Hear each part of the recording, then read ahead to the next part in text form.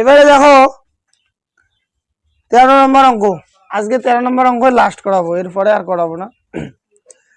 বলছে জল জমে বরফ হলে আয়তন 10% বৃদ্ধি পায়, ওই বরফ গলে জল হলে আয়তন শতকরা কত হ্রাস পাবে হিসেব করে লিখি। আচ্ছা, তোমরা একটা জিনিস দেখছেন, জল যখন জমানো শুরু হয় কত উষ্ণতায় জল জমে রে? 0 ডিগ্রি। আর জল বাষ্প পরিণত হয়, জল বাষ্প পরিণত 100 ডিগ্রি, 100 ডিগ্রি সেলসিয়াস তাপমাত্রায় জল বাষ্পে পরিণত হয়, তাই তো নাকি? আর 0 ডিগ্রিতে কি হয়? জল জমে বরফে পরিণত হয়।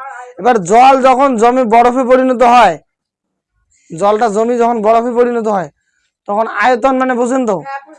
হ্যাঁ, প্রসারিত বেশি হয়। মানে করো একটা কোনো পাত্রের মধ্যে জল রাখা হলো, তারপরে ফ্রিজে ঢুকে দেওয়া হলো, 0 ডিগ্রি তাপমাত্রা দেওয়া হলো, জলটা যখন পড়বে ওর আয়তনটা তখন বাড়বে। মানে করো জলে মানে করো একটা কোনো পাত্রের মধ্যে নিচু লেভেলের জল আছে, পাত্রটা এত বড় লম্বা, তার থেকে একটু নিচু লেভেলে, তখন যখন জলটা জমবে বড় হবে তখন এমন করে ফিকবে, মানে আয়তনটা বাড়ে। বোঝা গেল? এটা ভৌত বিজ্ঞানের ব্যাপার। এবার জলের বরফ, জলের বরফ অবস্থা,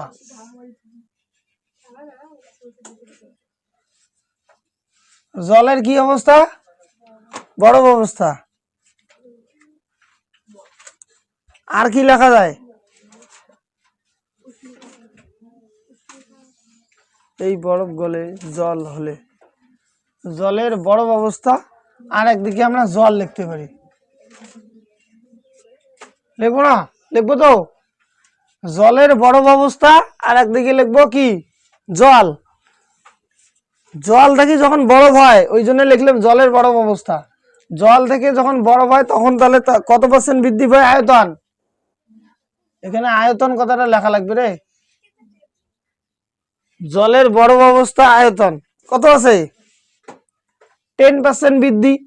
আমরা কি জানি 10% বৃদ্ধি মানে কি? 100 প্লাস 10, 110। তাহলে তখন জলটা আমরা কত ধরবো?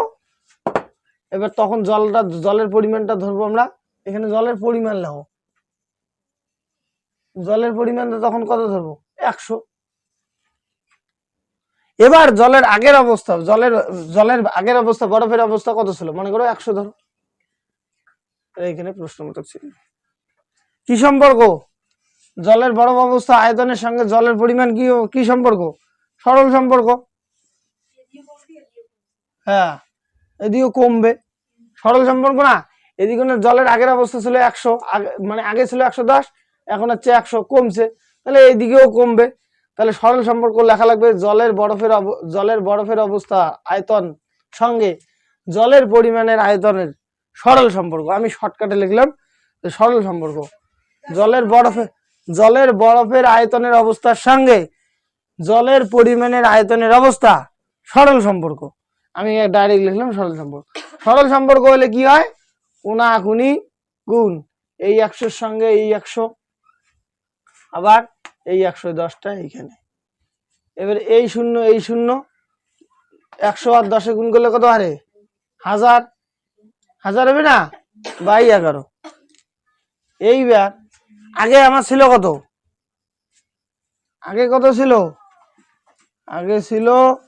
আগে আয়তন ছিল কত? আগে ছিল আয়তন, কথাটা একটু ভুল হলো, কোনো ব্যাপার না।